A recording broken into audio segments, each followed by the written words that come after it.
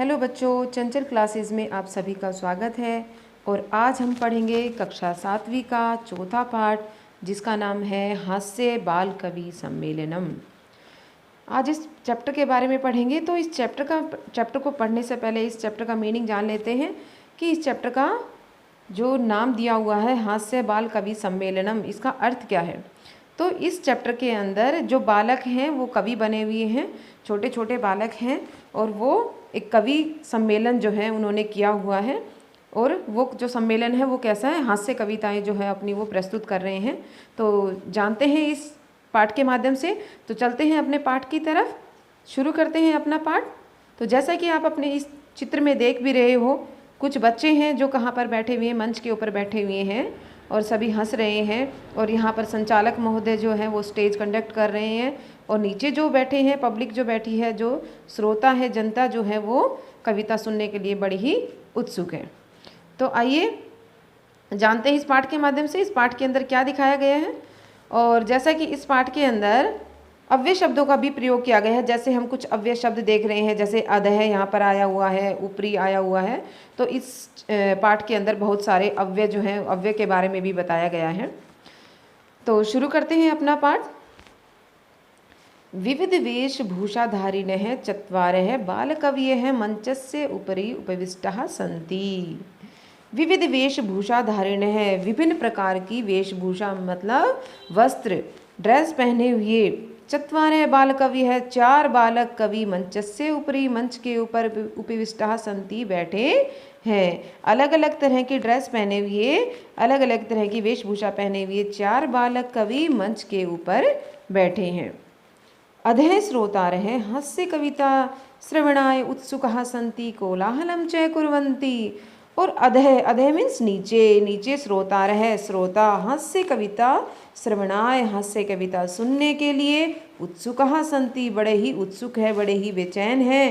कोलाहलं च कुर्वन्ति, और कोलाहल मीन्स शोर कर रहे हैं। नीचे श्रोता हास्य कविता सुनने के लिए बड़े ही उत्सुक हैं, बड़े ही बेचैन हैं, और कोलाहलम मीन्स शोर कर रहे हैं।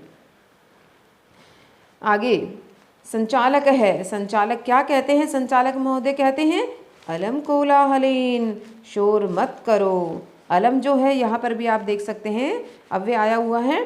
अलम कोलाहलेन, शोर मत करो। अद्य परम हर्षस्य अवसर है यत् अस्मिन् कवि सम्मेलने काव्यहन्तारः काल्यापकाश्च भारतस्य हास्य कवि धुरंधरः समागताः सन्ति। अब क्या कहते हैं संचालक महोदय, अद्य परम हर्षस्य अवसर है। आज परम मतलब बहुत, हर्षस्य खुशी का, अवसर है, अवसर है, आज बड़ी खुशी का अवसर है। यत् की अस्मिन् कवि सम्मेलने, इस कवि सम्मेलन में काव्यहन्तारः है, कवि जो कविता होती है, काव्य जो होती है उसको नष्ट करने वाले, काल्यापकाश्च समय को व्यर्थ करने वाले, भारतस्य भारत के, हास्य कवि धुरंधरः भारत के श्रेष्ठ हास्य कवि समागतः सन्ति, आज इस कवि सम्मेलन में आए हैं। क्या कहा संचालक महोदय ने, संचालक महोदय ने कहा आज बड़ी खुशी का दिन है कि आज जो ये कवि सम्मेलन है उसमें कविता को नष्ट करने वाले, अपना समय बर्बाद करने वाले भारत के जो श्रेष्ठ काव्य जो हैं, कवि धुरंधर जो हैं, वो यहाँ पर समागता सन्ति मतलब आए हैं। एहि आइए करतल ध्वनिना वयम एतेषां स्वागतम कुर्मः। करतल ध्वनिना मीन्स तालियों के साथ, आइए तालियों के साथ, वयम हम सब, एतेषां स्वागतम कुर्मः इन सब का स्वागत करते हैं। सबसे पहले कौन आता है, सबसे पहले आता है गजाधर है। गजाधर कवि जो है सबसे पहले आता है और क्या कहता है, सर्वेभ्यो अरसिकेभ्यो नमो नमः। सभी अरसिक जो नीरस लोग हैं, सभी नीरस लोगों को मेरा नमो नमः, मेरा नमस्कार है। प्रथमं तावत् अहम आधुनिकं वैद्यम, आधुनिकं वैद्यम उद्दिश्य स्वकीयं काव्यम श्रावयामि। सबसे पहले क्या कहता है, प्रथमम तावत, तो मैं सबसे पहले आधुनिकम वैद्यम, जो आधुनिक वैद्य है, जो आज का डॉक्टर है, उसको उद्देश्य, उसको सामने रखकर, उसको सामने रखकर अपनी कविता प्रस्तुत करता हूँ। तो सबसे पहले जो गजाधर है उसने डॉक्टर को, उस वैद्य को, वैद्यराज को सामने रखकर अपनी कविता रखी। और क्या कहता है, काव्यम श्राव्यामी, अपनी कविता सुनाता है। कहता है वैद्यराज हे वैद्यराज नमस्तुभ्यम, तुम्हें नमस्कार है। यमराज सहोदर है, यमराज के भाई। हे यमराज के भाई वैद्यराज नमस्तुभ्यम, तुम्हें नमस्कार है। अब जो वैद्य है उसको क्या बताया है? यमराज का भाई। जो यमराज होता है, जो मृत्यु का देवता होता है, उसको क्या बताया है? उसको बताया यमराज का भाई। यमस्तु हरति प्राणान, यमराज तो हरते हैं केवल प्राण। जो यमराज होते हैं वो तो सिर्फ प्राण ही लेते हैं, लेकिन वैद्य प्राणान धनानि च, लेकिन जो वैद्य होता है वो तो प्राण भी और धन भी। ठीक है, जो वैद्य होता है वो तो दोनों ही हरता है, प्राण भी लेता है और साथ साथ हमारा पैसा जो है वो भी हरता है, मतलब लेता है। सर्वै उच्चै हसंती, सभी जोर से हंसते हैं। जैसे ही लोगों ने सुना कि हे वैद्यराज, कौन? यमराज के भाई वैद्यराज, आपको नमस्कार है। और यमराज तो केवल प्राणों को हरते हैं। ठीक है, हरना मतलब लेना, प्राण ही लेते हैं हमारे, लेकिन जो वैद्य होता है वो तो प्राण के साथ साथ धन भी हमारा जो धन है वो भी लेते हैं। तो ऐसा सुनकर सर्वै उच्चे हसंती, सभी जोर से हंसते हैं। अब कालांतक है। अब दूसरा जो कवि है, बाल कवि, कौन? कालांतक है। अब कालांतक आता है। अब क्या कहता है कालांतक? अरे वैद्यास्तु सर्वत्र परंतु न ते मादृशः कुशलः जनसंख्या निवारणे ममापि काव्यम इदम शृण्वन्तु भवन्तः। अब उसने कहा, कालांतक ने कहा, अरे वैद्यस्तु सर्वत्र, वैद्य तो सब जगह हैं, वैद्य जो हैं वो तो सब जगह हैं, परंतु न ते, लेकिन वे मादृशः, मेरे जैसे, कुशलः, कुशल नहीं है, जनसंख्या निवारणे, लेकिन वो जनसंख्या निवारण में, जनसंख्या निवारण क्या होता है? जनसंख्या को कम करना। ठीक है, उसको कम करने में मेरे जैसे कुशल एक्सपर्ट नहीं है। मादृशा, मादृशा मीन्स मेरे जैसे, कुशलः न, ऐसे मेरे जैसे एक्सपर्ट नहीं है। ममापि काव्यम इदम शृण्वन्तु भवन्तः, मेरा भी काव्य, इदम शृण्वन्तु, यह मेरा जो काव्य है वह भी आप सुनो। ठीक है, क्या कह रहा है कि मेरा जो काव्य है, मेरी जो कविता है वह भी आप सुनो। अब क्या कह रहा है कालांतक है? कालांतक ने कहा, चितां प्रज्वलित्वां दृष्ट्वा वैद्यो विस्मागतः नाहं गतो न मे भ्राता कस्य इदम हस्तलाघवम। अब क्या कहा? चितां प्रज्वलित्वां दृष्ट्वा, जलती हुई चिता को देखकर, वैद्य जो है विस्मय आगत है, आश्चर्य में पड़ गया। जलती हुई चिता को देखकर जो वैद्य है वो अचंभे में पड़ गया। क्या कहा? ना अहम गतो, ना मैं ही गया, न मैं भ्राता, और ना ही मेरा भाई यमराज। क्या कहा? जो वैद्य था उसको किसका भाई बताया गया था? यमराज का भाई बताया गया था। तो उसने कहा ना अहम गतो, ना तो मैं ही गया, मीन्स जो चिता जल रही है जिस व्यक्ति की, उस व्यक्ति को ना तो मैंने ही मारा और ना ही मेरे भ्राता, किसने? यमराज ने मारा। सो कस्य इदम हस्तलाघवम, तो यह किसके हाथ की सफाई है? अर्थात जो ये चिता जल रही है जिस मनुष्य की, इसको किसने साफ कर दिया, मीन्स किसने इसको मार दिया, तो यह किसके हाथ की सफाई है? सर्वे पुनः हसंती, सर्वे मीन्स सभी, पुनः दोबारा हसंती, सभी दोबारा हंसते हैं। अब कौन आता है? तुंदिल है। तुंदिल है एक मोटा व्यक्ति, मोटा बच्चा है, ठीक है, जिसकी तोंद जो है बाहर निकली हुई है। और वो क्या कहता है? तुंदिल है, तुंदस्य ऊपरी हस्तम आवर्तयन, तोंद के ऊपर हाथ फिराता हुआ। ठीक है, अपनी तोंद मतलब उसका जो पेट बाहर निकला हुआ है उसके ऊपर अपना हाथ फिराता हुआ कहता है, तुंदिलो अहम, मैं तुंदिल हूँ, भो, अरे मैं तुंदिल हूँ, ममापि इदम काव्यम श्रूयताम, मेरा भी यह काव्य श्रूयताम, सुनिए, जीवने धार्यताम च, और जीवन में धारण कीजिए, जीवन में उसे फॉलो कीजिए। ठीक है, क्या कहता है? मेरा भी एक काव्य, मेरी भी एक छोटी सी कविता है, उसे सुनिए और उसे जीवन में धार्यताम, धारण कीजिए। अब तुंदिल क्या कहता है? परान्नम प्राप्य दुर्बुद्धे माँ शरीरे दयाम कुरु, परान्नम दुर्लभम लोके शरीराणि पुनः पुनः। अब क्या कहता है?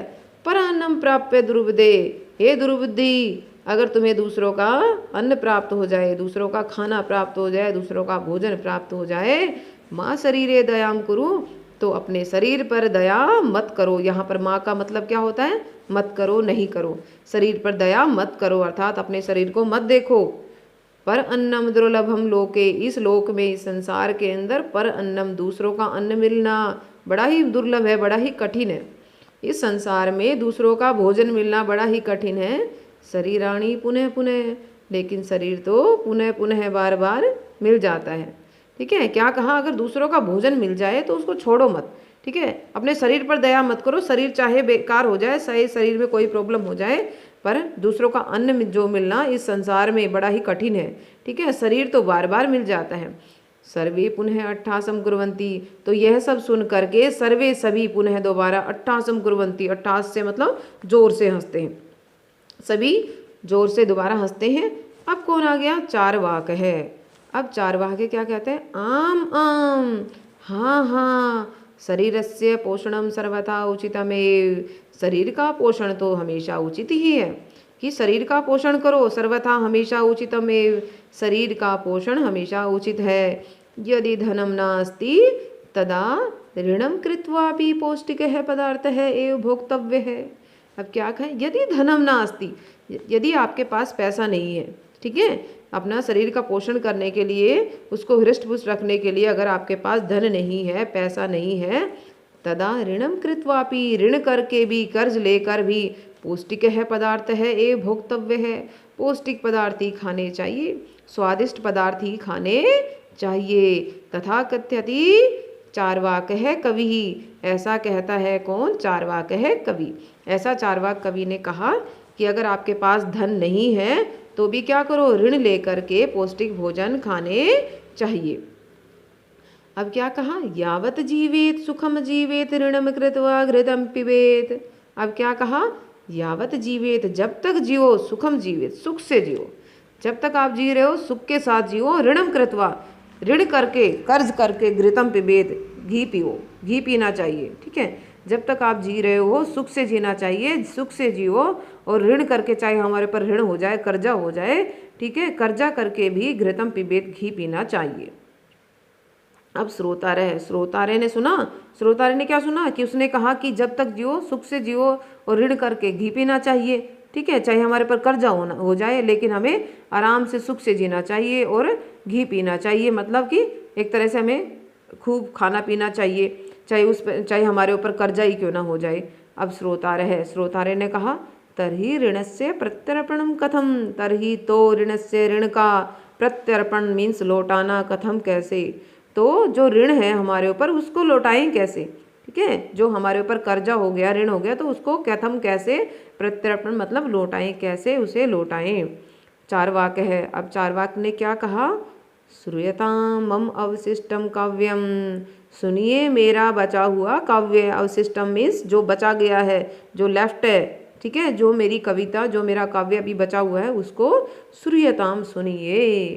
क्या कहा अब चारवाक ने, घृतम पीत्वा श्रमम कृत्वा ऋणम प्रत्यर्पेत जनः, घृतम पीत्वा। अब यहाँ पर देखिए, पीत्वा कृत्वा, यहाँ पर कत्वा प्रत्यय का प्रयोग हुआ है, और कत्वा प्रत्यय आप सभी को पता ही है करके अर्थ में होता है, कि यह काम करके, वह करके, तो ऐसे हमारा कत्वा प्रत्यय का प्रयोग होता है। तो यहाँ पर क्या अर्थ हुआ, घृतम पीत्वा, घी पीकर, श्रमम कृत्वा, मेहनत करके, ऋणम प्रत्यर्पेत जनः है, जो ऋण होता है, कर्ज जो है, उसको लौटा देना चाहिए। जन है लोगों को घी पीकर और मेहनत करके ऋणम प्रत्यय, जो कर्ज होता है, उसको लौटा देना चाहिए। अब उसके बाद काव्य पाठ श्रवणेन उत्प्रेरित है, एक है बालको अपि आसु कविताम रचयति हासपूर्वकम च श्राव्यति। अब क्या कहते हैं, काव्य पाठ श्रवणेन, कविता पाठ सुनने से, जो बाल कवि थे अपनी अपनी कविता रख रहे थे, तो कविता पाठ सुनने से उत्प्रेरित है, एक बालक उत्प्रेरित, प्रेरित हुआ एक बालक, मोटिवेट हुआ एक बालको अपि, एक बालक भी, आशु कविताम रचयति, आशु कविताम रचयति। आशु कविता कौन सी होती है, जो शीघ्र बनाई जाती है, जो कविता हम ऑन द स्पॉट बनाते हैं, एक आशु कविता, एक शीघ्र जो कविता है एक बनाता है। हासपूर्वकम च श्राव्यति, और हासपूर्वकम च श्राव्यति, उसको हंसते हुए सुनाता है। ठीक है, उसको हंसी के साथ सुनाता है।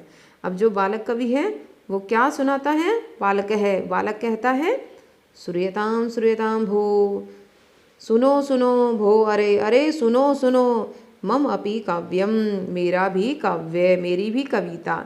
अब यहाँ पर आप देखिए ममापि, यहाँ पर आप संधि भी जान सकते हो, यहाँ पर कौन सी संधि हो रखी है, दीर्घ संधि, मम प्लस अपि, और दोनों को प्लस करेंगे तो ममापि, मेरा भी, ममापि काव्यम, मेरा भी काव्य, मेरी भी कविता श्रूयताम भो, अरे मेरी भी कविता सुनो।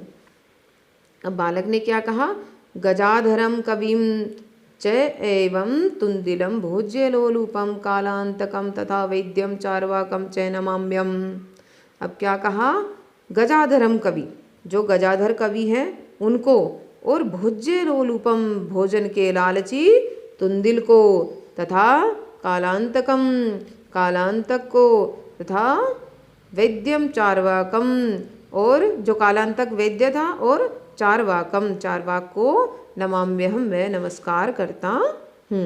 क्या कहा बच्चे ने, उस बालक ने कहा गजाधर कवि और भोजन के लालची तुंदिल को और कालांतक जो है और वैद्य चार्वाक को मैं नमस्कार करता हूँ। नमामि अहम, यहाँ पर भी संधि है और संधि को जब दोनों शब्दों को प्लस किया तो क्या बन गया, नमाम्यहम, नमामि अहम। काव्यम श्रावित्वा हा हा हा इति कृत्वा हस्ति, काव्य सुन करके हाँ हाँ करके ऐसा हंसता है। अन्ये च अपि हसंती, अन्ये च अपि, और दूसरे भी जो हैं हंसते हैं। सर्वे गृहम गच्छन्ति, और सभी अपने घर को चले जाते हैं। तो बच्चों आज इस चैप्टर में हमने कत्वा प्रत्यय के बारे में भी जाना, संधि के बारे में भी पढ़ा हमने, और बहुत सारे जो अव्यय शब्द हैं उनका भी इस पाठ के अंदर प्रयोग हुआ। तो आज का ये पाठ हमारा यहीं समाप्त होता है। आशा है आप सबको ये पाठ समझ में आ गया होगा। फिर भी अगर कोई डाउट्स है तो आप कमेंट में लिख के मुझे भेज सकते हैं। तो प्यारे बच्चों, हम मिलते हैं, आज के लिए सिर्फ इतना ही, और मिलते हैं नेक्स्ट वीडियो में एक नए चैप्टर के साथ। तब तक के लिए धन्यवाद, थैंक यू, बाय बाय।